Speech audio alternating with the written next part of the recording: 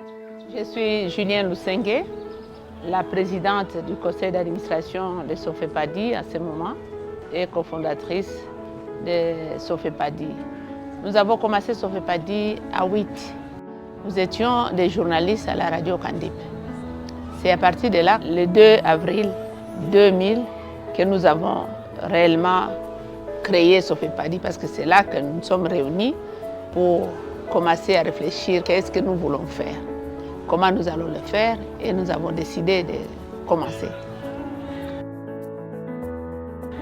Nous avons commencé Sofepadi, il n'y avait pas de sous, il n'y avait rien du tout, on n'avait même pas un bureau.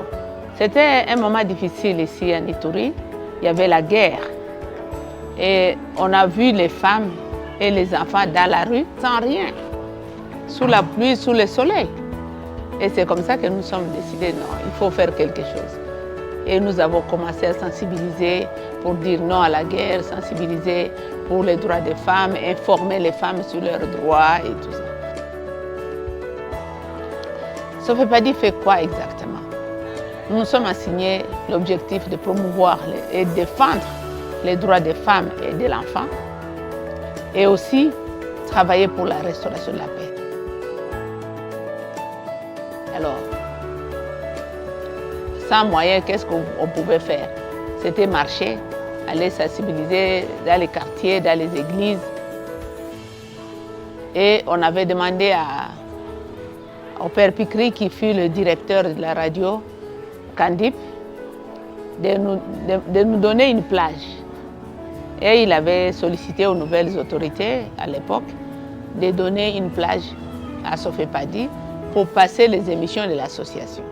En 2010, MSF qui fermait ses portes ici a dit, voilà, Sofepadi, est-ce que vous pouvez? Après évaluation de plusieurs organisations, ils ont vu que Sofepadi pouvait prendre la relève. Nous, on avait déjà d'autres prises en charge. On avait la prise en charge psychologique, judiciaire et la réinsertion socio-économique. On n'avait pas le médical. On envoyait les victimes à MSF.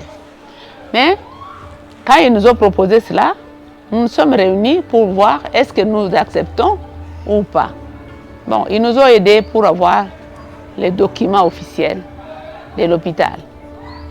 Nous sommes restés là dans les hangars construits à paille. Mais nous avions notre idéal. Nous avions déjà une parcelle ici. Et nous avons décidé de venir construire notre hôpital. C'est comme ça que nous avons construit ce bâtiment ici. On n'avait pas beaucoup d'argent, mais la détermination, l'abnégation nous a amenés à avoir ce bâtiment. Et le travail a continué. Donc on a quitté là où le MSF nous a laissés pour venir maintenant dans ce bâtiment. Je suis vraiment fière de ce. Quand je vois Sofepadi aujourd'hui, on a maintenant des bureaux. On a ce bureau ici, on a un autre bureau, donc on a un bureau à Bunia, on a un bureau à Beni, on a un bureau à Goma, on a un bureau à Kinshasa. On a aussi des antennes. On a des projets qu'on réalise dans d'autres provinces, vers les Kasaï, Kalemi et tout ça. Donc, parti d'une petite idée, qu'on arrive aujourd'hui à avoir tout ça, ça ne peut que me réjouir et je dois en être fière. Mais je sais que ce n'est pas mes efforts seuls. Ça, je le sais. D'abord, je sais que c'est Dieu qui nous a aidés. Parce que tout le temps, on priait pour qu'il nous conduise. Chaque fois, il y a l'humilité, il y a la détermination, mais il y a aussi la solidarité. Si entre nous, les fondatrices, il n'y avait pas la cohésion, on n'allait pas arriver là où on est aujourd'hui. Pour les 25 ans de Sofepadi, une fierté pour nous tous. Nous voulons que Sofepadi puisse continuer à rayonner et à continuer à servir la population, surtout les femmes et les enfants. C'est très important. Donc je remercie tous nos partenaires, je remercie aussi les bénéficiaires, toutes les personnes qui ont contribué à apporter leur contribution pour que Sofepadi grandisse.